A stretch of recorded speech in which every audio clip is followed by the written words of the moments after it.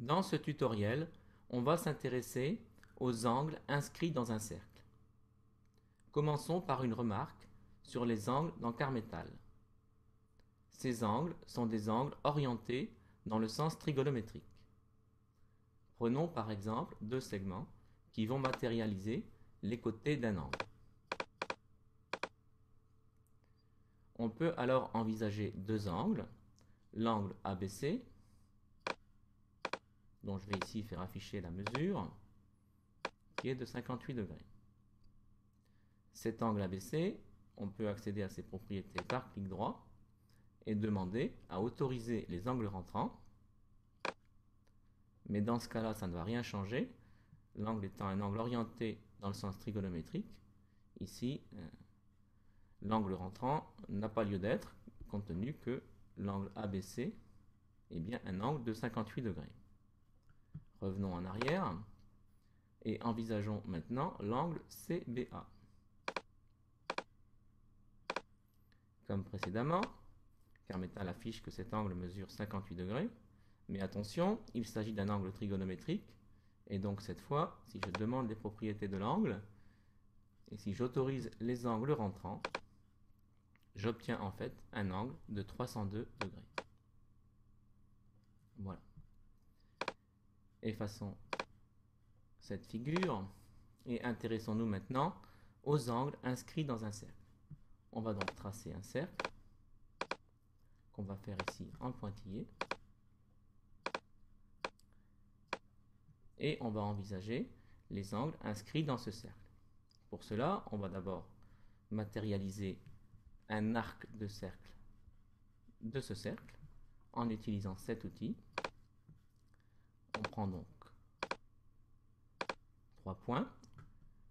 On peut effacer le point intermédiaire qui ne va pas nous être utile. Voici. Et pour que cet arc soit plus visible, on va demander ses propriétés, le faire afficher en gras et en rouge. Voici donc un arc de cercle du cercle tracé initialement. On va donc maintenant faire tracer un angle inscrit dans ce cercle qui intercepte l'arc de cercle BD. On va donc matérialiser les côtés de cet angle. On trace le point E à la volée. Et voici un angle qui intercepte, donc un angle inscrit dans le cercle, qui intercepte l'arc de cercle BD. Il s'agit ici d'un petit arc de cercle. On peut donc maintenant faire afficher la mesure de cet angle, qui est de 32 degrés. Et on peut donc déplacer les points pour voir comment évolue cet angle. Donc si on change ici l'arc de cercle intercepté, on voit que la mesure de l'angle inscrit bouge, n'est pas constante.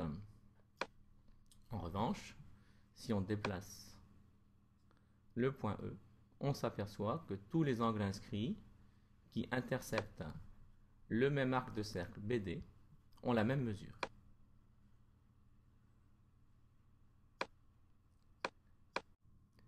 Intéressons-nous maintenant à l'angle au centre qui intercepte le même arc de cercle BD.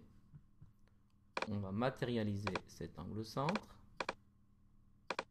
Voici. Et on va faire afficher sa mesure.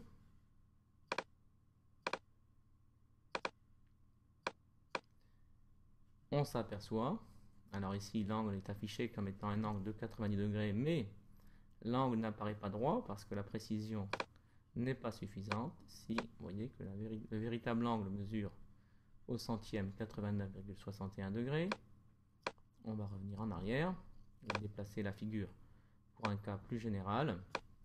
Et voilà, on s'aperçoit que l'angle au centre qui intercepte le même arc de cercle a pour mesure le double de la mesure de l'angle inscrit.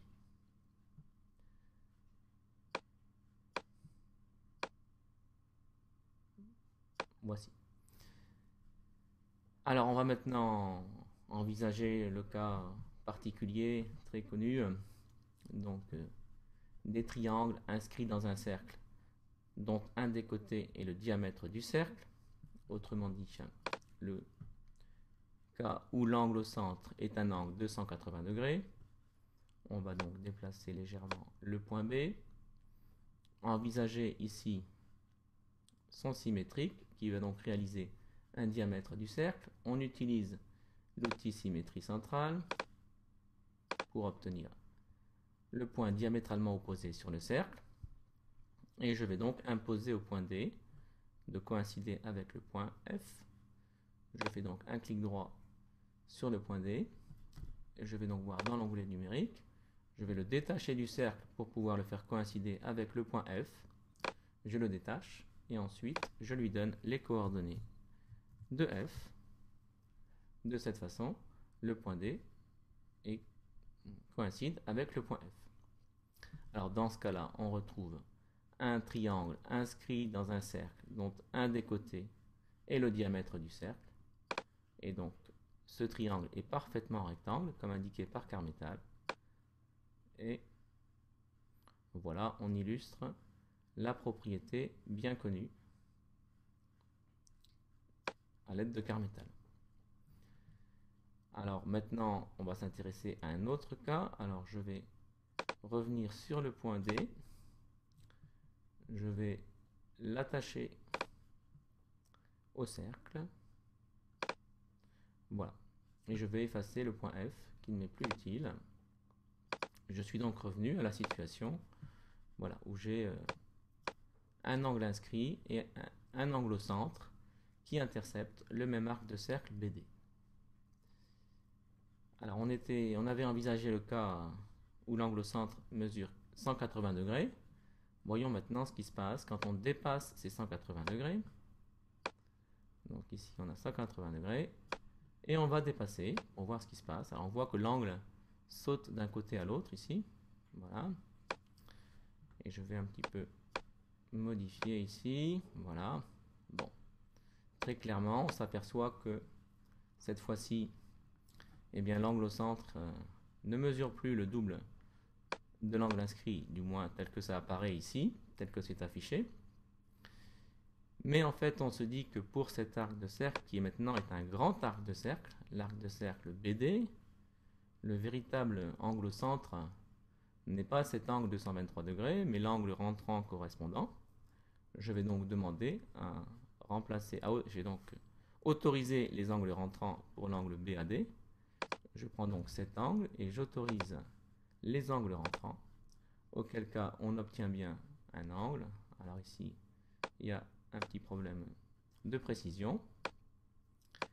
On voit bien ici que si on autorise des angles rentrants, et si on a légitimement ici l'angle au centre qui correspond à ce grand arc de cercle, et bien cette fois-ci, on a bien que l'angle au centre est toujours, est encore, le double de l'angle inscrit. On le voit ici, 236 par rapport à 118.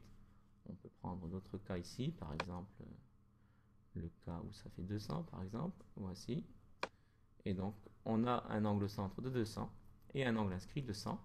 Donc la propriété qui affirme que l'angle au centre est le double de l'angle inscrit est également valable pour un grand arc de cercle, moyennant le fait qu'on autorise, c'est assez naturel, les angles rentrants ici pour bien obtenir la mesure de l'angle au centre qui correspond au grand arc de cercle BD. Alors effaçons cette figure et voyons un cas particulier pour terminer. On va s'intéresser à un pentagone régulier et illustrer un petit peu ce qu'on vient de dire ici. Donc on va commencer par réaliser un pentagone régulier. Alors c'est un polygone régulier à 5 côtés. On va donc faire 360 divisé par 5 qui me donne 72. Voici. Donc l'angle au centre, qui va correspondre à 2 points du pentagone régulier, va être de 72 degrés. Je vais donc initier la construction comme ça. Je pars donc d'un point, n'importe lequel ici. Et je vais donc tracer un angle de 72 degrés. Avec l'outil angle de mesure donné, je prends 72. C'est donc ce point qui va être le deuxième point du polygone. J'efface cet angle ici. Et on termine la construction. Alors on va se servir de cercle, passant par un point. Donc voici un deuxième sommet du pentagone régulier. Je recommence. Et je termine. Voici donc les sommets du pentagone régulier. On efface les cercles qui ont permis de construire le pentagone. Et je trace ce pentagone régulier.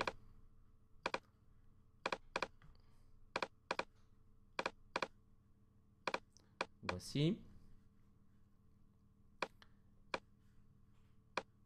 Alors une question assez classique quand on a un pentagone régulier comme celui-ci consiste à déterminer combien mesure l'angle que ici je vais matérialiser, mais sans indiquer sa mesure. Donc pour maintenir un peu de suspense, donc je vais lui demander de ne pas afficher la mesure de cet angle. Et c'est de cet angle ici dont je voudrais déterminer la mesure ici. Alors j'observe la situation et je me rends compte qu'il s'agit d'un angle inscrit dans le cercle qui intercepte ce grand arc ici que je vais matérialiser.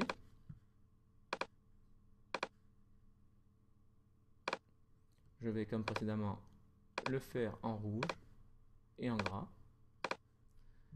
Donc cet angle est un angle inscrit qui intercepte ce grand arc. Par conséquent, sa mesure, ça va être la moitié de la mesure de l'angle au centre. Je vais donc ici déterminer quel est l'angle au centre qui intercepte ce grand arc EB. Alors on voit ici qu'il y aura 3 fois l'angle de 72 degrés précédent. Donc 3 fois 72, ça fait 216 degrés.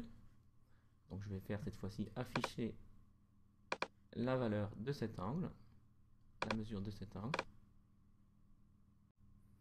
Mais il s'agit ici bien sûr de l'angle rentrant qu'il faut considérer.